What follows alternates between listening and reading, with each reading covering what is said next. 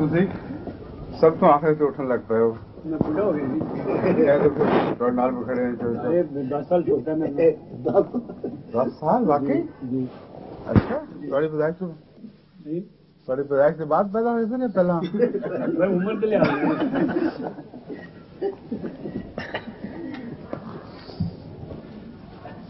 کہتے کہ منن والی گل نہیں لگ رہی، لگتے 20 سال چھوٹے نے 2 سال بڑے اندازے نے کوانشی ہاتھ پھڑ کے. اچھا اچھا اچھا اچھا تمہیں کوئی فرق نہیں پہنتا، تھی کوانشی نہیں پڑھیا ہے، صرف نوٹس پڑھے ہیں ہاتھ. نہیں میرا بھی یہ خیال تھا کہ آپ بڑے ہیں عمر میں، ہیں لگے سے جوان لگتے ہیں ماشاء اللہ. 2 سال چھوٹا ہیں 2 سال چھوٹے ہیں. اچھا اچھا یہ 10 کہہ رہے ہیں. میرا خیال تھا یہ بہت چھوٹی ہے. اچھا اچھا جی میں 75 ہوں. اچھا جی 2 سال ٹھیک ہے پھر ٹھیک ہے ماشاء اللہ. آج ترجمہ تو شروع ہوگا آیت 76 سے، مگر اگلے 2 رکوع کی تلاوت کر لیں پھر ترجمہ شروع کریں گے. اعوذ باللہ من الشیطان الرجیم بسم اللہ الرحمن الرحیم.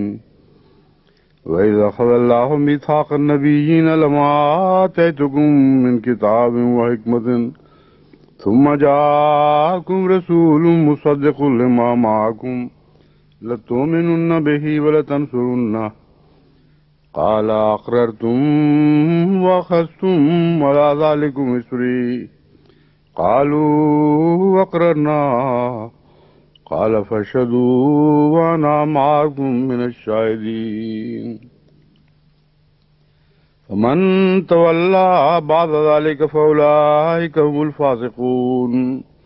أفغير دين الله يبغون وله أسلم من في السماوات والأرض طوعا وكرها وإليه يرجعون. قل آمنا بالله وما أنزل علينا وما أنزل على إبراهيم وإسماعيل وإسحاق ويعقوب والأسباط وما أوتي موسى وعيسى والنبيون من ربهم لا نفرق بين أحد منهم ونحن له مسلمون. ومن يبتغي غير الإسلام دينا فلن يقبل منه وهو في الآخرة من الخاسرين. كيف يهدي الله قوما كفروا بعد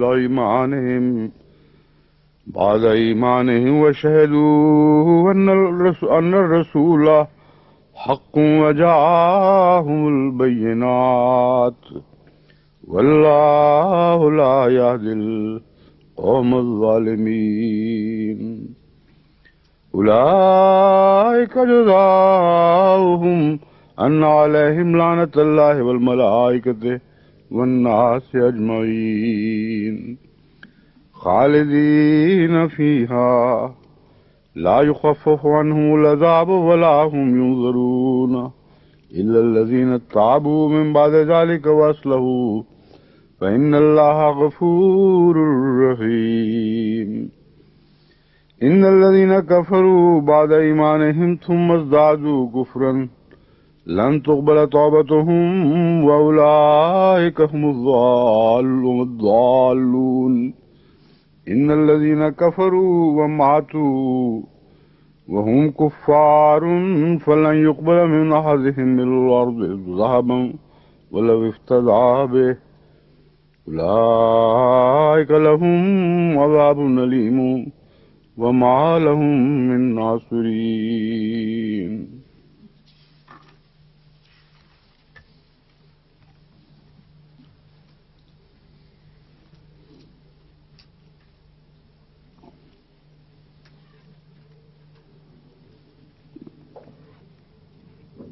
آیت جو ہے بلا من اوفا سے شروع کرنا ہے. اچھا ٹھیک ہے.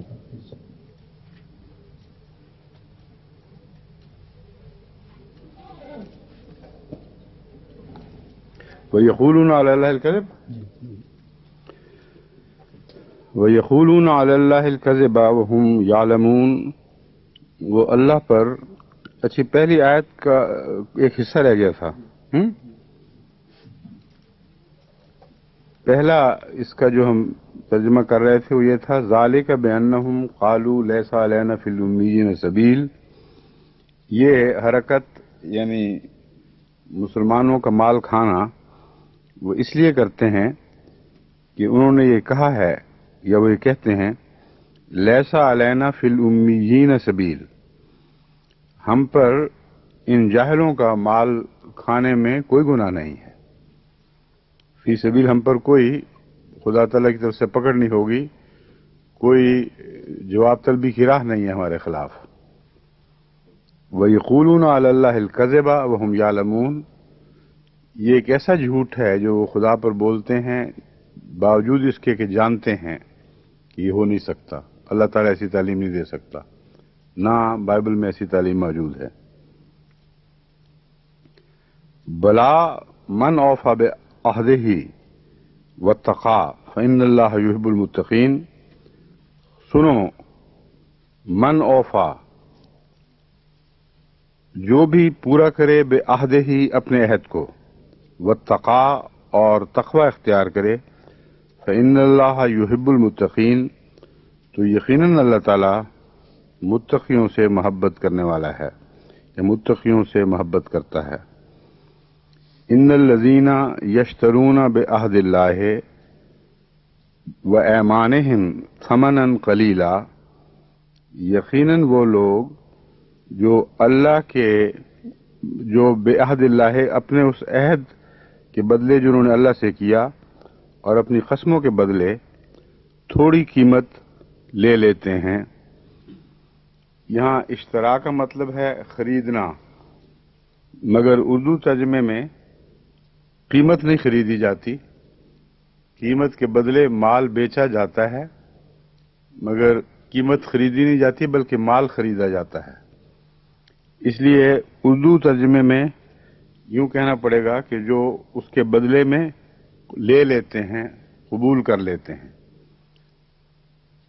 اپنے ایمانوں اور عہدوں کے بدلے تھوڑی قیمت قبول کر لیتے ہیں.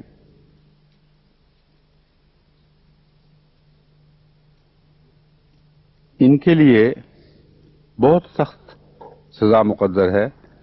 اولئک لا خلاق لهم فی الآخرہ. یہ وہ لوگ ہیں جن کا آخرت میں کچھ بھی حصہ نہیں رہے گا. اس حد تک وہ محروم ہوں گے. ولا یکلمہم اللہ، کہ اللہ ان سے کلام تک نہیں کرے گا. کلام چاہے ناراضگی ہی کا ہو، کلام کرنے میں پھر بھی ایک اپنایت پائی جاتی ہے کسی حد تک، اور اس وقت تک انسان کلام کرتا ہے جب تک وہ شخص جس سے کلام کیا جا رہا ہے قابل برداشت ضرور ہے. جب وہ قابل برداشت نہیں رہتا تو پھر انسان اس سے کلام کرنے کا دماغ نہیں پاتا. تو اللہ تعالیٰ فرما رہا ہے لا خلاق لهم فی الآخرہ ولا یکلمہم اللہ ولا ینظر الیہم، اور ان پر نظر تک نہیں ڈالے گا. بہت ہی سخت، اس سے بڑی سزا کہیں اور قرآن کریم میں دکھائی نہیں دیتی. یوم القیامت، قیامت کے دن، ولا یزکیہم، اور انہیں پاک نہیں ٹھہرائے گا کا ترجمہ عموماً ملتا ہے. دوسرا ہے پاک نہیں کرے گا. قیامت کے دن پاک کرنے کا مضمون ایک لمبا مضمون ہے، جس میں بعض گناہ گار جو بخشے جائیں گے وہ اصلاحی دور سے گزریں گے، اور بعض بچے حضرت ابراہیم علیہ السلام کے سپرد ہوں گے تاکہ وہ تربیت جو بلوغت سے پہلے ان کی نہیں ہو سکی یا جس کے لیے بلوغت کا ہونا ضروری ہے، اس تربیت میں جو کمی رہ گئی تھی وہ حضرت ابراہیم علیہ السلام ان کی آخری نشو و نما سے پہلے وہاں کر دیں. تو یزکیہم کا لفظی ترجمہ تو یہی ہے کہ اللہ ان کو پاک نہیں کرے گا. پاک ٹھہرانے میں بھی پاک کرنے کا ایک اصل میں مضمون ہے. جن کو گناہوں کے باوجود اللہ معاف فرما کے جنت میں داخل کرنے کا حکم دے دے گا، جب تک وہ گندے ہیں جنت میں داخل ہو نہیں سکتے. اس لیے کوئی نظام ان کو پاک کرنے کا وہاں ضرور موجود ہونا چاہیے. بس جن کو ستھرا قرار دیا جائے گا ان کے گند اور داغ جنت میں ساتھ نہیں جائیں گے. بس ان معنوں میں ٹھہرانے سے مراد یہ نہیں کہ صرف فیصلہ دے گا کہ یہ لوگ پاک ہیں. پاک ٹھہرانے کا مطلب ہوا کرتا ہے یہ اعلان کر دیا جائے کہ ہم نے دیکھ لیا ہے، چھان بین کر لی ہے، یہ پاک لوگ ہیں، یہ ایک طرف ہو جائیں. یہاں گناہوں کی بخشش کی بات ہو رہی ہے، گناہگاروں کو پاک کرنے کی بات ہو رہی ہے. اس لیے ٹھہرانے کا لفظ جو اردو میں ترجمہ کیا جاتا ہے وہ اس کے لیے کافی نہیں ہے. بس جو بھی نظام پاک کرنے کا وہاں موجود ہوگا وہ نظام گناہگاروں پر بھی جاری ہوگا، اور خصوصاً گناہگاروں کے تعلق میں یہ بات فرمائی جا رہی ہے یہ وہ بدنصیب گناہگار ہیں جن کو پاک نہیں کیا جائے گا، یعنی ان کے لیے جنت میں داخل ہونے کا کوئی سوال باقی نہیں رہتا.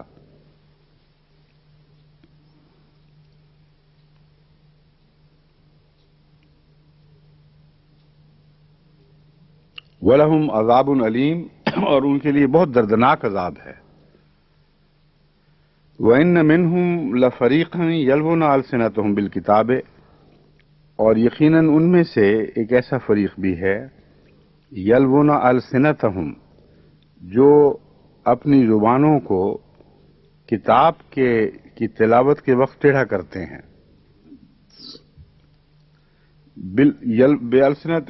یلوون السنتہم بالکتاب کا مضمون یہ ہے، جو دراصل یہاں مراد ہے وہ یہ ہے نہیں ہے کہ کتاب پڑھتے وقت زبان ٹیڑھا کرتے ہیں. وہ کہتے ہیں کتاب کی تلاوت کی طرح اپنی زبانوں کو بل دیتے ہیں. یلونا بالکتاب کا مطلب یہاں یہ ہے کہ کتاب نہیں ہوتی، کتاب کی تلاوت کے وقت جس طرح خاص انداز سے تلاوت کی جاتی ہے اسی طرح وہ اپنی زبانوں کو بل دیتے ہیں. لِتَحْسَبُوهُ مِنَ الْكِتَابِ، تاکہ تم یہ گمان کرو کہ یہ کتاب ہی میں سے کچھ پڑھ رہے ہیں. وَمَا هُوَ مِنَ الْكِتَابِ، حالانکہ وہ کتاب میں سے نہیں ہوتا. تو بالکتاب سے مراد یہ ہے کتاب کے انداز میں، کتاب ہی کی طرح وہ زبانوں کو مروڑتے ہیں. اور جس طرح تلاوت کا ایک خاص انداز ہوتا ہے، اگر اسی انداز میں کوئی آپ اور فقرہ عربی کا بولیں گے تو یوں لگے گا جیسے تلاوت کی جا رہی ہے. اور قرآن اللہ فرماتا ہے وَمَا هُوَ مِنَ الْكِتَابِ، وہ کتاب میں سے نہیں ہوتا. وَيَقُولُونَ هُوَ مِنْ عِنْدِ اللَّهِ، اور کہتے بھی ہیں کہ یہ اللہ ہی کی طرف سے ہے. وَمَا هُوَ مِنْ عِنْدِ اللَّهِ، حالانکہ وہ اللہ کی طرف سے نہیں ہوتا. وَيَقُولُونَ عَلَى اللَّهِ الْكَذِبَ وَهُمْ يَعْلَمُونَ، اور وہ اللہ پر اس طرح جھوٹ بولتے ہیں کہ جانتے ہیں کہ وہ جھوٹ بول رہے ہیں. یہ وہ لوگ ہیں جو پہلے جن کا ذکر گزر چکا ہے کہ ان کو یہ سزا مقدر ہے. ان کے متعلق مزید تفصیل ان کی عادات کی بیان کی جا رہی ہے. ما کان لبشر ان یؤتیہ اللہ الکتاب والحکم والنبوۃ ثم یقول للناس کونوا عبادا لی من دون اللہ. ایک بات جو ان کی تحریف میں اور ان شرارتوں میں داخل ہوتی ہے وہ شرک کی تعلیم ہے. اور شرک کی تعلیم کو رائج کرنے کے لیے طرح طرح کی باتیں اپنی طرف سے یہ بناتے ہیں. کبھی پڑھتے ہیں جبکہ کتاب میں نہیں ہوتا، کبھی رفتہ رفتہ ان مضامین کو تحریراً بھی داخل کر لیتے ہیں. چنانچہ بہت سے ایسے الحاقی فقرے یا آیات، ایسی الحاقی آیات بائبلز میں اب دستیاب ہو چکی ہیں جس میں مغربی محققین پوری طرح قطعی طور پر فیصلہ دے بیٹھے ہیں کہ یہ بعض لکھنے والوں نے بعد میں اپنی مشرکانہ تعلیم کو، یعنی حضرت عیسیٰ کے متعلق جو ان کا تصور تھا، اس کو بائبل میں جگہ، انجیل میں جگہ دینے کے لیے یہ فکرے زائد کیے ہیں. یہ ان کے اپنے عقیدے تھے، لیکن جو انجیل جیسی بھی صورت میں ان کو دستیاب تھی اس میں وہ اس وقت موجود نہیں تھے. تو جو زبانی تحریف ہوتی ہے پھر یہ اور جرت پکڑتی ہے اور تحریری تحریف میں بھی تبدیل ہو جاتی ہے. تو اللہ تعالیٰ فرماتا ہے کہ یہ وہ لوگ ہیں یقولون علی اللہ الکذب وہم یعلمون، جان بوجھ کر خدا تعالیٰ کی طرف جھوٹی باتیں منسوب کرتے ہیں، حالانکہ جو انبیاء ہیں جنہیں اللہ اپنی نبوت کے لیے چنتا ہے ان کا مقام یہ ہوتا ہے ما کان لبشر ان یؤتیہ اللہ الکتاب، ہرگز کسی بشر کو اس بات کی مجال نہیں کہ اللہ اسے کتاب دے اور حکم عطا کرے، یعنی اس میں کتاب میں احکامات بھی ہوں اور حکمت کی باتیں بھی ہوں. والنبوۃ، اور نبوت عطا کرے. ثم یقول للناس کونوا عبادا لی، ان سب باتوں کے باوجود پھر یہ کہے کہ میری عبادت کرو. کہتے یہ تو ہوئے، اللہ فرماتے ہیں تو ناممکن ہے کہ اللہ کسی ایسے بندے کو چن لے جسے اس سے سب کچھ سلوک کرے اور پھر وہ اتنی جسارت کرے کہ لوگوں سے یہ کہے کہ میری عبادت کرو من دون اللہ، اللہ کے سوا. ولیکن کونوا ربانیین، لیکن وہ تو یہ کہتا ہے کہ کونوا ربانیین، تم اللہ والے لوگ بن جاؤ. بما کنتم تعلمون الکتاب، اس لیے کہ تم کتاب میں سے جو سکھاتے ہو، جو باتیں سکھاتے ہو وہ اس بات کا تقاضا کرتی ہیں کہ تم اللہ والے بنو. وبما کنتم تدرسون، اور اس وجہ سے کہ تم اس کتاب کو پڑھتے ہو، کتاب کے پڑھنے کا یہ تقاضا ہے کہ تم اللہ والے بنو، اور اللہ والے اللہ پر جھوٹ نہیں بولا کرتے.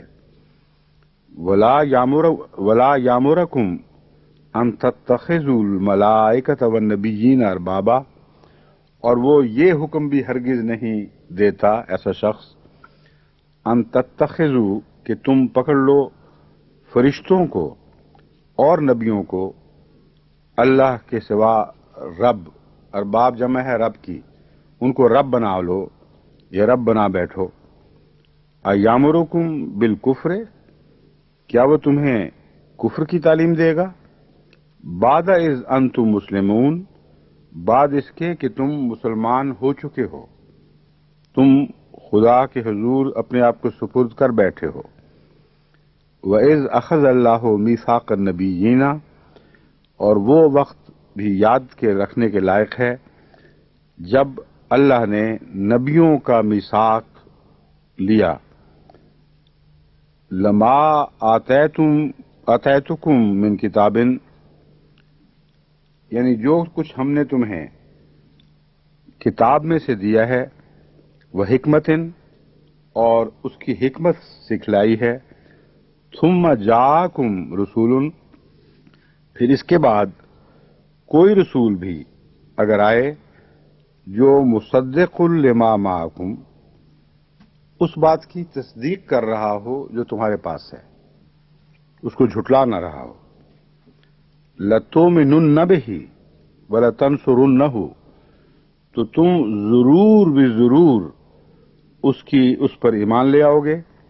وَلَتَنْصُرُنَّهُ، اور تم ضرور بھی ضرور اس کی مدد کرو گے. قَالَ أَأَقْرَرْتُمْ، اللہ نے پوچھا کیا تم نے اقرار کر لیا؟ وَأَخَذْتُمْ عَلَى ذَلِكُمْ إِصْرِي، اور اس بات پر مجھ سے پختہ عہد باندھ لیا. اخذتم میں نے لے لیا یا باندھ لیا، بنا لیا. عَلَى ذَلِكُمْ إِصْرِي، اس پر مجھ سے پختہ عہد. قَالُوا أَقْرَرْنَا، انہوں نے کہا ہم اقرار کرتے ہیں کہ ایسا ہی ہوا ہے. قَالَ فَاشْهَدُوا، تو اللہ نے فرمایا بس گواہ ٹھہرو. وَأَنَا مَعَكُم مِّنَ الشَّاهِدِينَ، اور میں بھی تمہارے ساتھ ایک گواہ ہوں. یہ جو مضمون ہے بہت ہی اہم ہے.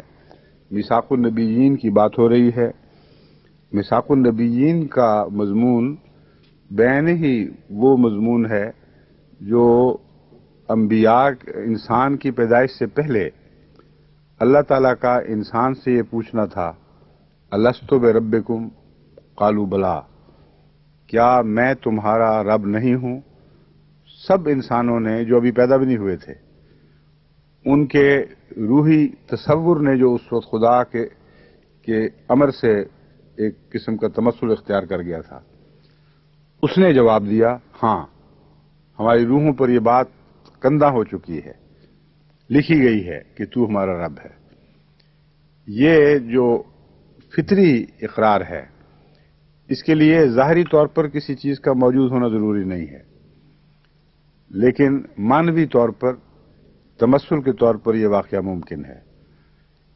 اسی طرح ہر نبی سے اس کی نبوت کی سرشت میں یہ بات لکھ دی جاتی ہے، اس سے یہ عہد لے لیا جاتا ہے کہ خدا نے تمہیں بہت کچھ عطا فرمایا، کتاب دی، حکمت عطا کی، اچھی باتیں سمجھائیں، اب تم مدد کی توقع رکھتے ہو کہ تمام اہل اللہ خدا سے پیار کرنے والے تمہاری مدد کریں، حالانکہ تمہاری ذات میں کوئی بات نہیں، یہ محض اللہ سے عہد کے نتیجے میں تمہیں یہ فوقیت حاصل ہوئی۔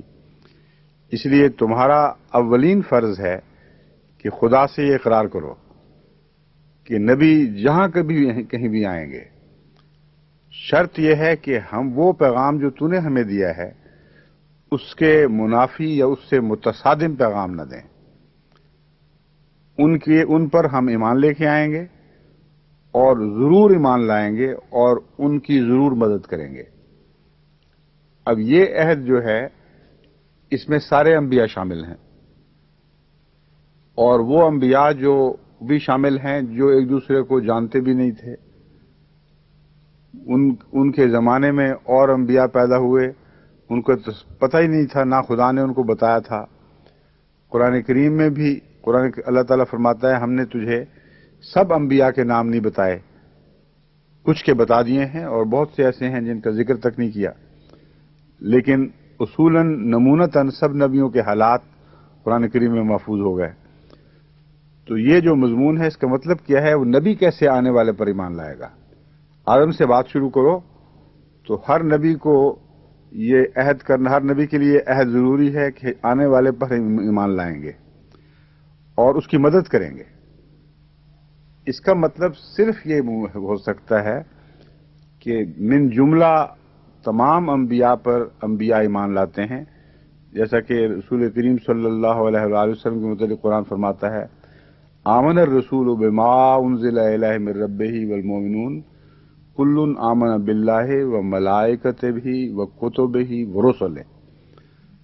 تو ہر نبی سب سے پہلے اپنی نبوت پر ایمان لاتا ہے، پھر اللہ پر، اس کی کتابوں پر اور اس کی رسالت پر، اس کے رسولوں پر، سب پر ایمان لاتا ہے۔ اس میں یہ جو فرمایا آمن الرسول بما انزل الیہ، ضمناً میں اس کا مضمون بھی سمجھا دوں کہ یہ کیوں فرمایا ہے کہ پہلے وہ اپنی رسالت پر ایمان لاتا ہے پھر اللہ پر ایمان لاتا ہے۔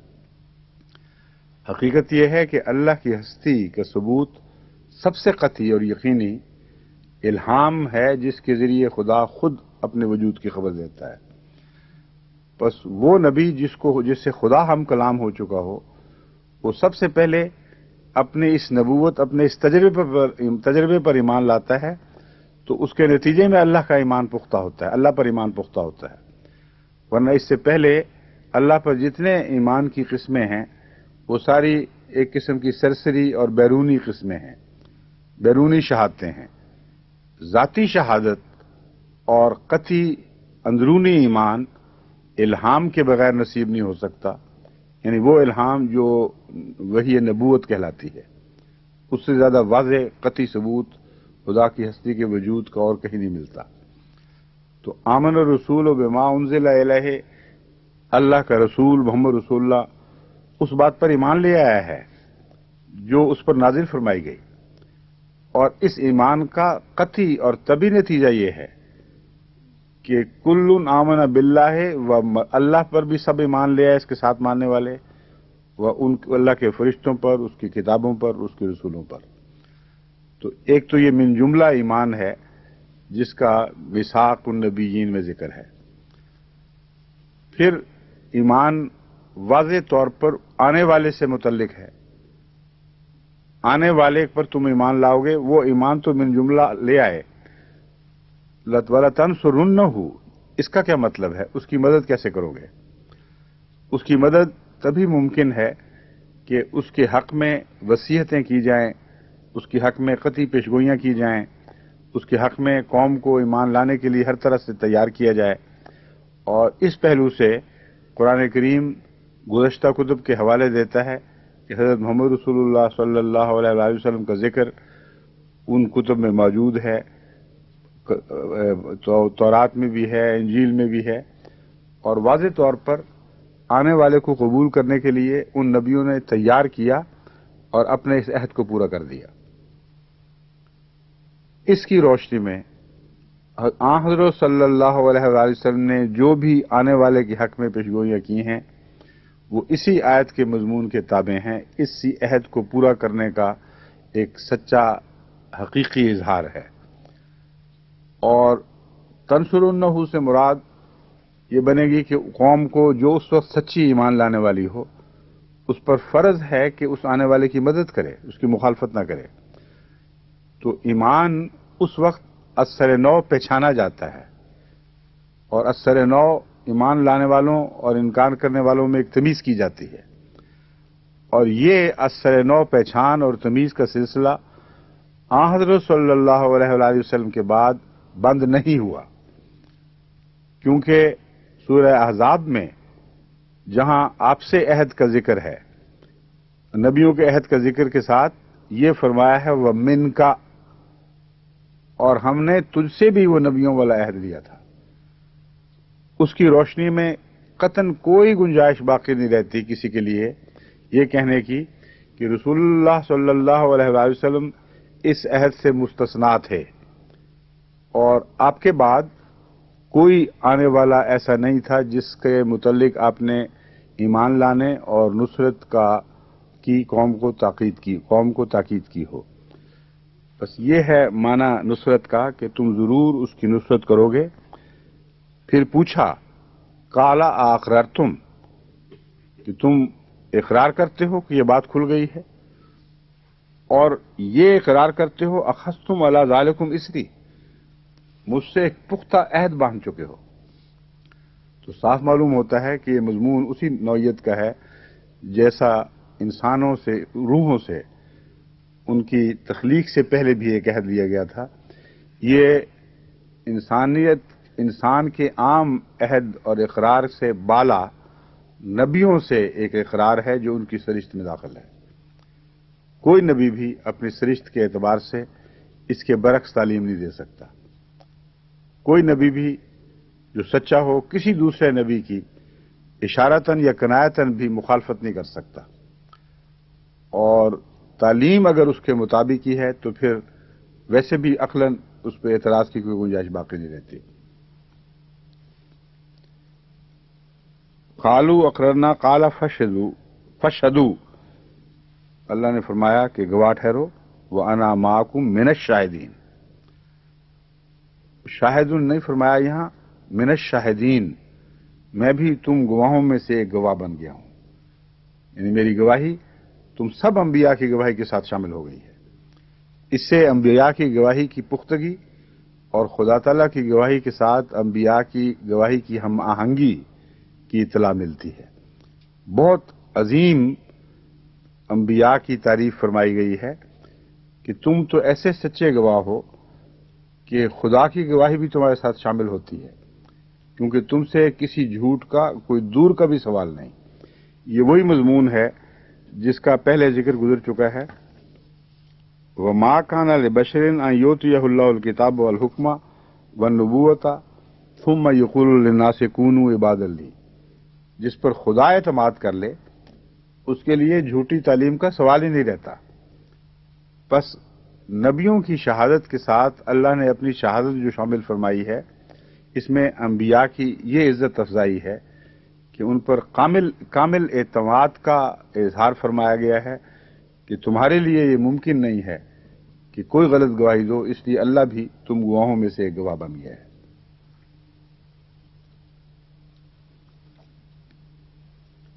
فمن تولا بعد ذالک، بس جو کوئی پیٹھ پھیر لے اس کے بعد، فاولئک هم الفاسقون، تو یہی وہ لوگ ہیں جو فسق کرنے والے ہیں، راہ حق سے ہٹ جانے والے ہیں، باغیانہ رویہ اختیار کرنے والے ہیں، بد کردار ہیں۔ یہ سارے مضامین فسق میں داخل ہیں۔ اعتقادی لحاظ سے، عملی لحاظ سے جو تعلیم سے ہٹ جائے اور بے راہ روی اختیار کرے اسے فاسق کہتے ہیں۔ افغیر، اور یہ فسق کا لفظ عموماً ایمان لا کر پھر بدکنے والوں اور راہ حق سے ہٹ جانے والوں اور بد اعمالی اختیار کرنے والوں کے لیے استعمال ہوتا ہے۔ افغیر دین اللہ یبغون، کیا اللہ کے دین کے سوا بھی وہ کوئی دین پسند کریں گے؟ وَلَهُ أَسْلَمَ مَنْ فِي السَّمَاوَاتِ وَالْأَرْضِ طَوْعًا وَكَرْهًا وَإِلَيْهِ يُرْجَعُونَ، اور اسی کے لیے یعنی اللہ کے لیے فرما برداری اختیار کر چکا ہے جو کچھ بھی آسمانوں میں ہے اور زمین میں ہے، طَوْعًا وَكَرْهًا، اختیاری طور پر یا جبری طور پر، وَإِلَيْهِ يُرْجَعُونَ، اور وہ اسی کی طرف لوٹائے جائیں گے۔ اختیاری اطاعت جو ہے وہ تو ظاہر ہے کہ تعلیم کتاب سنی، آواز نبی کی سنی اور ایمان لے آئے۔ جبری اطاعت سے مراد کیا ہے؟ اس سے مراد وہ قانون قدرت ہے جس سے انحراف کی کسی کو اجازت ہی نہیں ہے، وہ کائنات میں جاری و ساری ہے اور کوئی شخص بھی اس سے مبرر نہیں۔ تو وہ تو ایسی اطاعت ہے جس میں ثواب کا دخل نہیں، کیونکہ ایسی اطاعت میں کوئی اپنے نفس کی رضامندی داخل نہیں ہوتی، اور جزا و سزا کا مضمون وہاں شروع ہوتا ہے جہاں نفس کی رضامندی یا نفس کے انکار کا احتمال شامل ہو جائے۔ اب سوال ایک رہ جاتا ہے،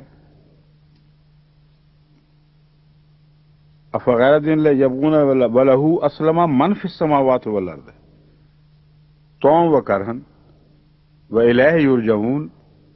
طَوْعًا وَكَرْهًا میں کرہن کا تو ہمیں سمجھ آ گیا کہ ہر ذات قانون قدرت میں سر جھکانے پر مجبور ہے، لیکن طعن کا تعلق اگر شریعت سے اور انبیاء کے پیغام سے ہے اور نفسی اختیار سے ہے، چاہو تو قبول کرو چاہو تو نہ کرو، اور اپنی مرضی سے قبول کیا، یہ مضمون کیسے قابل قبول ہے جبکہ ہم جانتے ہیں کہ اکثر انسان انکار کر بیٹھے ہیں یا کر دیتے ہیں۔ تو ان کے مطلب یہ کہنا کہ سب طعن ایمان لے آئے، یہ درست نہیں۔ اس کے دو حل ہیں۔ اول یہ کہ طعن و کرہن کا مضمون قانون قدرت سے تعلق میں ہی بیان ہوا ہے، اور اس سے مراد یہ ہے کہ قانون کی مجبوری بھی ایسی ہے کہ کوئی چیز چاہے بھی تو قانون جو خدا نے بنایا ہے اس کی راہ سے ہٹ نہیں سکتی، مگر وہ قانون اتنا کامل اور اتنا درست اور صحیح ہے کہ اس سے ہٹنے کی کسی کے لیے کوئی ضرورت بھی کوئی نہیں۔ طعن میں زبان حال سے ان کی تائید شامل ہے، ان کے اپنے مفاد میں ہے، ہر چیز کے اپنے مفاد میں ہے کہ اس قانون کے مطابق حرکت کرے۔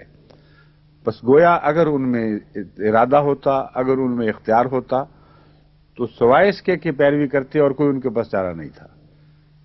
تو ان معنوں میں طعن و کرہن کا تعلق قانون قدرت سے اور عام قانون سے بن جائے گا، اور دوسرا اس میں معنی ہے وہی ہے جو میں پہلے آمن الرسول اور کل آمنہ کے حوالے سے بیان کر چکا ہوں کہ جہاں باقیوں کا تعلق ہے وہاں سب کا ایمان لانے سے مراد ہے جو خدا کے نزدیک کوئی قابل ذکر حیثیت رکھتے ہیں، ان قابل ذکر حیثیت والوں میں صرف ایمان والے داخل فرمائے گئے ہیں، اور وہ سارے منکرین جو پیغام سننے کے باوجود انکار کرتے ہیں گویا ان کو کالعدم قرار دے دیا گیا، ان کا کوئی وجود ہی نہیں تھا۔ یہ جو مضمون ہے اس کا بہت گہرا تعلق اس انذار سے ہے جو پہلے گزر چکا کہ قیامت کے دن اللہ تعالیٰ ان سے کلام نہیں کرے گا اور ان کی طرف دیکھے گا بھی نہیں، جو ہے کہ وہ ہے نہیں۔ تو یہ وہ لوگ ہیں جو جان بوجھ کر ظلم کرنے والے ہیں، وہ خدا کی کتاب میں گویا موجود ہی نہیں ہے، اور وہ لوگ جو اس درجے کے ظالم نہیں ہیں ان کی حالت یہ ہے کہ اگر ان کو پیغام پہنچے تو وہ ضرور ایمان لے آئیں۔ تو باوجود اس کے کہ عملاً سب ایمان نہیں لاتے، ان کا ایک بڑا طبقہ ایسا ہے جو فطرتاً سعید ہے، اور اگر ان تک صحیح پیغام پہنچ جاتا تو وہ ضرور ایمان لے آتے۔ ان کو بھی کل کے لفظ کے اندر داخل سمجھنا چاہیے، اور آئندہ جب بھی ان کو صحیح پیغام ملتا چلا جائے گا وہ ایمان لاتے چلے جائیں گے۔ اور کچھ وہ ہیں جو لے آئے ہیں، وہ قطعی طور پر اول طور پر اس دائرے میں داخل ہو گئے۔ کچھ وہ ہیں جن کو پیغام پہنچے گا بھی تو ایمان نہیں لائیں گے۔ سواء علیہم انذرتہم ام لم تنذرہم لا یؤمنون ختم اللہ علی قلوبہم۔ یہ وہ بدبخت لوگ ہیں جن کی عادتیں سب وہی ہیں جو آگے بیان کی گئی ہیں۔ یہ جب پیغام ملتا ہے، حق کو پہچانتے ہیں، پھر انکار پر اصرار کرتے ہیں، وہ کالعدم لوگ ہیں، وہ اس لائق نہیں ہے کہ ان کو ہستی میں شمار کیا جائے، اور اسی وجہ سے اللہ تعالیٰ قیامت کے دن ان پر نظر ہی نہیں فرمائے گا، گویا وہ ہیں ہی نہیں۔ تو یہ تعلق ہے اس مضمون کا۔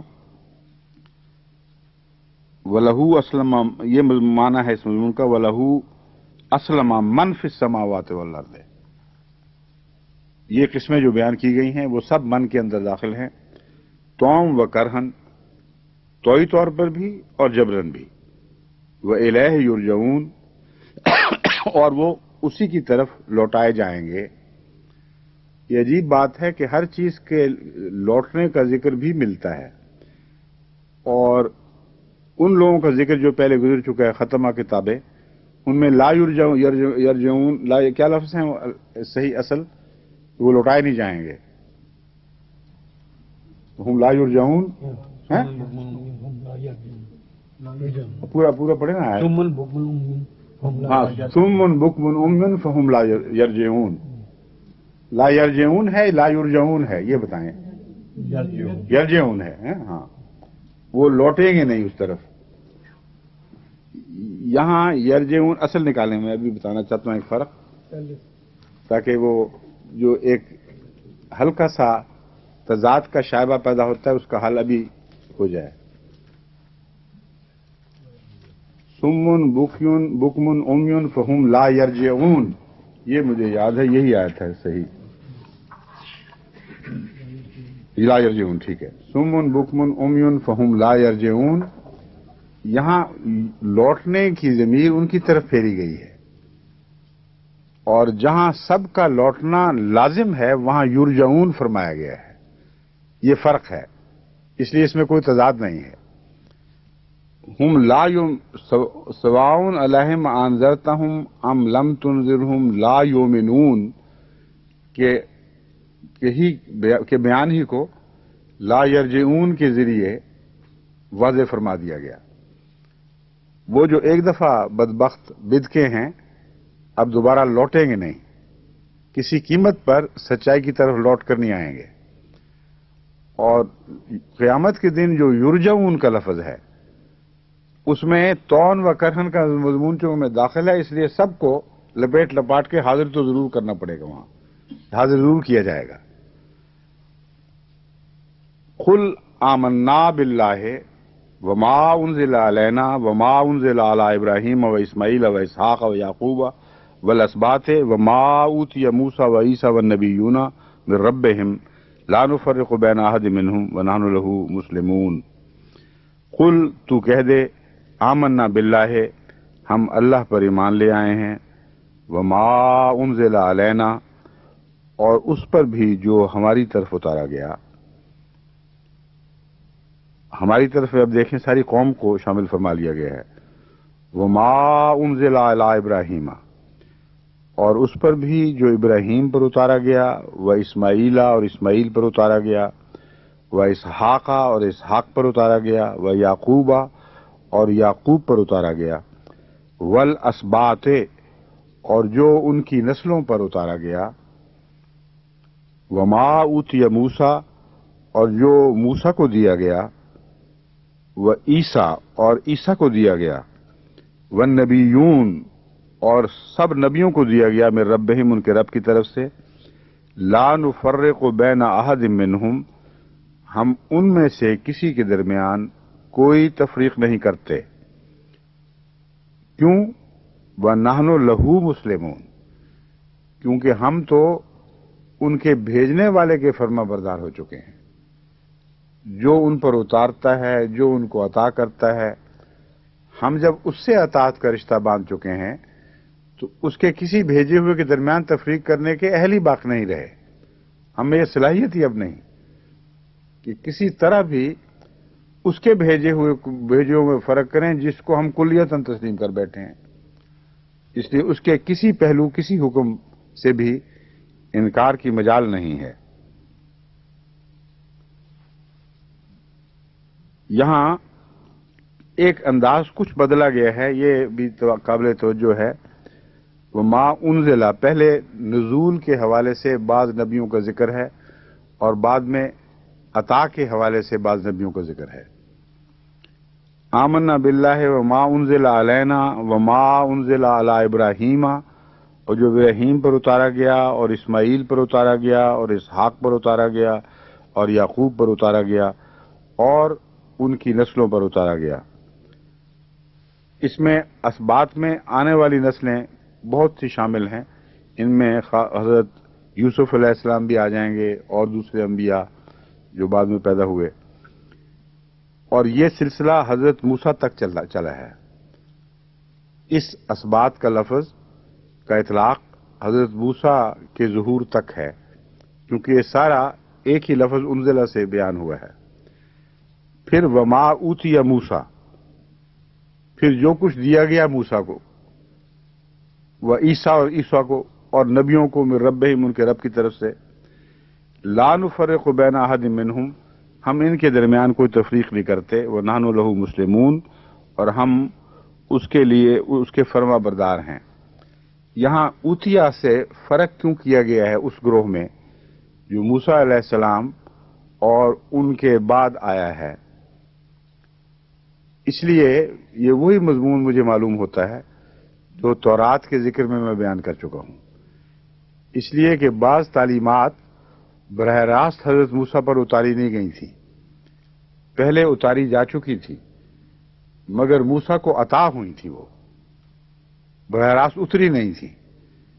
اس لیے ان تعلیمات کا دائرہ اثر موسیٰ کے بعد آنے والے نبیوں پر بھی محیط رہا، اور عیسیٰ علیہ السلام تک بھی کوئی ان احکامات سے مبرہ نہیں ہو سکا. اس لیے فرمایا گیا ہے کہ جو ان کو دیا گیا اس میں نزول وحی بھی داخل ہے، وہ بھی عطا ہوا ہے ان کو، اس سے کوئی انکار نہیں، مگر کچھ اس کے علاوہ بھی ایسا ان کو ملا جو پہلوں پر نازل کیا گیا تھا اور ان کے لیے بطور تعلیم محفوظ رکھا گیا تھا.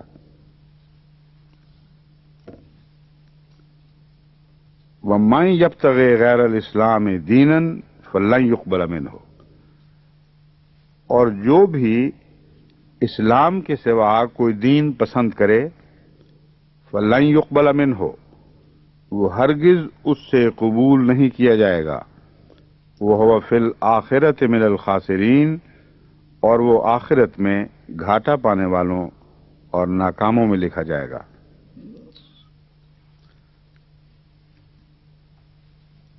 یہ جو لا نفرق بین احد کا مضمون چل رہا تھا، ان سب انبیاء کی سچائی اور صداقت کی باتیں تھیں، جو کچھ ان کو ملا خدا کی طرف سے ملا. اس کے بعد وَمَن يَبْتَغِ غَيْرَ الْإِسْلَامِ دِينًا جو فرمایا گیا ہے کیا اس کا مطلب یہ ہے کہ وہ سارے دین نعوذ باللہ جھوٹے ہیں؟ اگر ان کو اسی حالت میں قبول کیا جس حالت میں اللہ تعالیٰ کی طرف سے نازل ہوئے، تو کیا اللہ نفرت کی نظر سے انہیں رد فرما دے گا؟ ایک یہ مضمون ہے جو عام طور پر رائج سمجھا گیا ہے، رواجن مسلمانوں کے عقیدے میں داخل ہو گیا ہے۔ ایک مضمون ہے مسلمون کے لفظ پر غور کرنا اور اس کے وسیع دائرے کو پیش نظر رکھنا۔ اس تمام تعلیم کے دوران مسلم کا لفظ بار بار استعمال ہوا ہے، وَنَحْنُ لَهُ مُسْلِمُونَ بَعْدَ إِذْ أَنْتُمْ مُسْلِمُونَ، پھر وَلَهُ أَسْلَمَ مَنْ فِي السَّمَاوَاتِ وَالْأَرْضِ طَوْعًا وَكَرْهًا۔ تو یہ جو اسلام کا مضمون ہے حضرت ابراہیم کے حوالے سے خصوصیت کے ساتھ مذکور ہے۔ قال اسلم، جب اللہ نے کہا اسلام لے آ، قالا ہے یا لفظ کیا ہے؟ ہاں نہیں، اس سے پہلے بھی قالا اسلم ہے نا۔ قال اسلم، جب اللہ نے کہا اسلم، قال اسلمت لرب العالمین، ہاں یہ ہے۔ وَإِذْ قَالَ لَهُ رَبُّهُ اسلم، جب اس کے رب نے ابراہیم سے فرمایا اسلم، اسلام لے آ، قال اسلمت لرب العالمین، میں تو پہلے ہی اسلام لے آیا ہوں، اپنے آپ کو تیرے سپرد کر بیٹھا ہوں۔ تو ایک مضمون اس کا یہ ہے من یبتغی غیر الاسلام دینا، کہ وہ شخص جو سپردگی کے سوا، یعنی کلیتاً اپنے نفس کو مٹا کر اپنا سب کچھ خدا تعالی کے حوالے کرنے کے سوا کوئی اور دین رکھتا ہے، وہ دین رد کر دیا جائے گا۔ اور اگر سپردگی کے مضمون پر غور کیا جائے تو ہر وہ شخص جو اسلام کے نزول کے بعد ایک حصے پر ایمان لاتا ہے اور کل وہی پر جو خدا کی طرف سے نازل ہوئی ہے اس پر ایمان نہیں لاتا، تو ایک حصے کے میں تو وہ شامل ہے لیکن اپنے نفس کو سپرد کرنے والوں میں شمار نہیں ہو سکتا۔ ان معنوں میں وہ غیر مسلم جن تک اسلام کا پیغام پہنچے اور وہ اپنے نفس کے ایک حصے کو روک رکھیں اور سمجھیں کہ ہم نے پہلوں پر ایمان لا کر اپنے آپ کو سپرد کر دیا ہے، ان کے نفس کا یہ دھوکہ ان پر واضح کیا جا رہا ہے۔ ایک ہی مذہب ہے جو قبول ہوگا، کامل سپردگی۔ اپنے نفس کے ہر حصے کو تابع فرمان کر دو، تسلیم کر لو، پھر جو کمزوریاں یا ٹھوکریں ہیں ان کا مضمون پھر استغفار اور گناہوں کی بخشش سے تعلق رکھتا ہے۔ لیکن عقیدتاً، ارادہ کے طور پر، نیتوں کے طور پر تمہیں اپنے رب کے سپرد ہونا ہوگا۔ اگر یہ نہیں کرو گے تو اس کے سوا مشروط ایمان یا تھوڑے دائروں میں استثناء رکھنے والے ایمان قابل قبول نہیں ہوں گے۔ لا نفرق بین احد منہم کا مضمون بھی اس میں وَنَحْنُ لَهُ مُسْلِمُونَ، یہ وہی مضمون ہے جو چل رہا ہے۔ تو اللہ تعالیٰ فرماتا ہے فَلَن يُقْبَلَ مِنْهُ، ایسا اسلام جس میں، ایسا دین جس میں کامل سپردگی نہ ہو، وہ ہرگز قبول نہیں کیا جائے گا۔ وَهُوَ فِي الْآخِرَةِ مِنَ الْخَاسِرِينَ، اور آخرت میں انجام کار وہ ضرور گھاٹا پانے والوں میں شامل ہوگا یا گھاٹا پانے والوں میں نکلے گا، ان لوگوں میں اپنے آپ کو پائے گا۔ کیف یہد اللہ قوم کفروا بعد ایمانہم، اللہ کیسے ایسی قوم کو ہدایت دے سکتا ہے کہ جو انکار کر دیں اپنے ایمان لانے کے بعد۔ وَشَهِدُوا أَنَّ الرَّسُولَ حَقٌّ، اب یہ مضمون خوب کھل گیا ہے۔ یہاں وہ لوگ مراد ہیں جن پر اسلام کی حقانیت روشن ہو چکی ہو، وہ شامل نہیں ہیں جنہوں نے نام سنا اور ان کو استطاعت ہی نہیں ہے کہ کسی پہلو سے بھی اسلام کو جان سکیں۔ اگر ان کا اسلام کو نہ جانچنا ان کی اپنی بدیوں اور ٹیڑھی سوچوں کے نتیجے میں ہے تو انجام کار وہ بھی انہی لوگوں میں لکھے جائیں گے۔ یعنی بعض لوگ ایسے ہوتے ہیں کہ وہ پوٹینشلی منکرین ہیں، ان تک پیغام پہنچے نہ پہنچے وہ منکر ہی رہیں گے، کیونکہ جب ان تک پیغام پہنچتا ہے وہ انکار کر دیتے ہیں، اس لیے کہ ان کے اندر ٹیڑھی فکریں ہیں، ان کے انداز جھوٹے ہیں، ان کی ذات کے اندر کچھ اندھیرے ایسے پائے جاتے ہیں۔ تو اللہ چونکہ سب کو جانتا ہے، یہ فیصلہ ہمارے پر چھوڑا ہی نہیں، اس لیے اللہ نے یہ فیصلہ فرما دیا ہے، اور اسی لیے حضرت مسیح موعود علیہ الصلوۃ والسلام نے اپنی بہت سی تحریرات میں یہ فرمایا ہے کہ بالعموم اسلام کی حجت ہو چکی ہے، یعنی ایسی واضح حجت ہو چکی ہے کہ اگر اس کو صحیح فطرت کے ساتھ انسان غور کرے اور سنے تو لازماً قبول کرے گا۔ اور کثرت سے ایسے لوگ ہیں جن تک پیغام پہنچتا ہے وہ انکار کر کے، جن تک نہیں پہنچتا ان کے خلاف بھی گواہی دے بیٹھتے ہیں کہ ہم ویسے ہی ہیں، ان تک خواہ عملاً نہ بھی پہنچا ہو وہ بھی ہماری طرح منکرین ہی میں داخل ہیں۔ تو یہ چونکہ مضمون عالم الغیب کے ساتھ تعلق رکھتا ہے، اس لیے اسے اپنے ہاتھوں میں لینا درست نہیں۔ اصولی فتویٰ خدا سے ہدایت یافتہ انسان دے دیتا ہے، ہمارا کام یہ ہے کہ بالعموم اسے تسلیم کریں، اور وہ واقعات جو ہمارے سامنے ابھرتے ہیں وہ بتاتے ہیں کہ عمومی فتویٰ وہی ہے۔ اکثر ان میں سے ایسے ہیں جن تک اسلام اپنی حقانیت کے ساتھ پیش کیا جائے تب بھی وہ اس کو قبول نہیں کرتے۔ فَكَيْفَ يَهْدِ اللَّهُ قَوْمًا كَفَرُوا بَعْدَ إِيمَانِهِمْ، ان کو خدا کیسے ہدایت دے گا یا کیوں ہدایت دے گا؟ لفظ تو کیسے ہے مگر مطلب ہے کیوں کر، کس طرح آخر ہدایت دے گا؟ کوئی جواز نہیں ہے ان کی ہدایت کا۔ کفروا بعد ایمانہم، جو اپنے ایمان کے بعد پھر کفر کرتے ہیں۔ ایمان کے بعد کفر سے مراد ایسا کفر بھی ہے جو ان کے پہلے سابقہ ایمان کو بھی کفر میں تبدیل کر دیتا ہے۔ اب تک وہ اس خوش فہمی میں تھے کہ ہم ایمان لائے، لیکن جب ویسی ہی صورتحال میں اس سے روشن تر دلائل لانے والا رسول ان پر ظاہر ہوا تو حق پہچاننے کے بعد انکار کر بیٹھے۔ اس سے پتہ چلا کہ وہ جو ایمان کے دعوے دار تھے وہ محض ایک فرضی کہانی تھی، ان کا سارا پچھلا ایمان بھی باطل ہو گیا۔ تو ایمان لانے کے بعد کفر سے مراد یہ نہیں ہے کہ رسول اللہ صلی اللہ علیہ وسلم پر ایمان لانے کے بعد پھر کفر کیا۔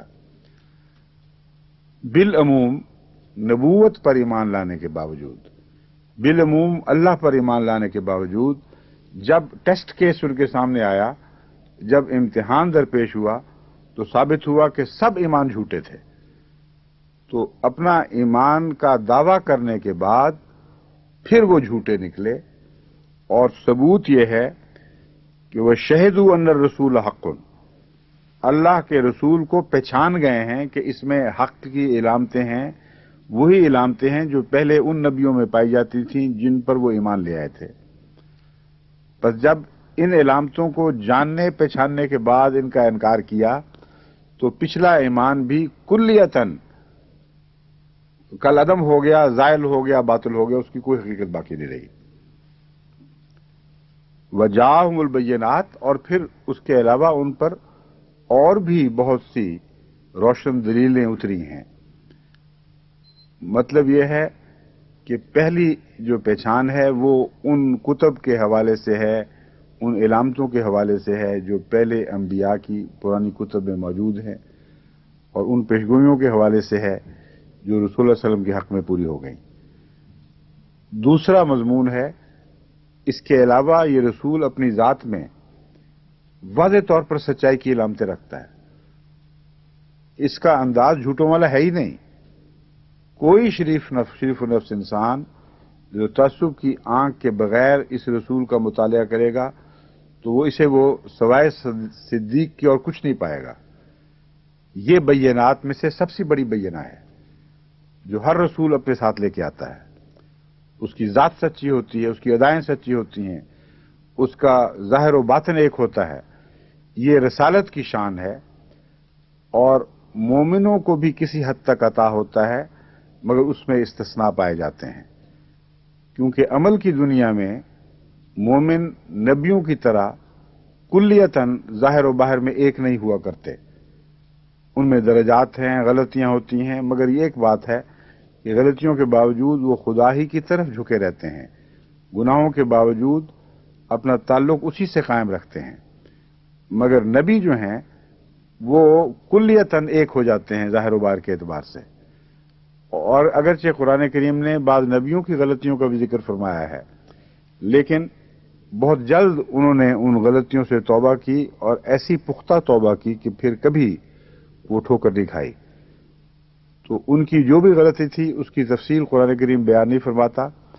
بائبل بہت سی جھوٹی باتیں بھی ان کی طرف منسوب کرتی ہے، قرآن ان میں سے بعض کی طرف اشارہ کرتا ہے اور بعض کا کوئی ذکر ہی نہیں کرتا، یعنی ان کو کلیتاً جھوٹا اور بہتان سمجھتا ہے۔ جن کی طرف اشارہ کرتا ہے اس کی بھی حکمت بیان فرماتا ہے، اور اس بھیانک الزام کو بہت حد تک رد کر دیتا ہے، بلکہ اس کا ایک حصے کو جو سچی غلطی کی طرف اشارہ کر رہا ہے اس کو قبول کر کے ان کی توبہ کا ذکر فرماتا ہے، اور پھر ان کی غلطیوں کو کالعدم قرار دیتا ہے۔ تو یہ عصمت انبیاء کا مضمون ہے، جس میں غیر نبی کا شریک نہیں ہوتا۔ اس لیے نبی کے سپرد امانت کی جاتی ہے، غیر نبی کے سپرد نہیں کی جاتی۔ قوم بحیثیت قوم امین بنتی ہے اپنے ایمان لانے کے نتیجے میں۔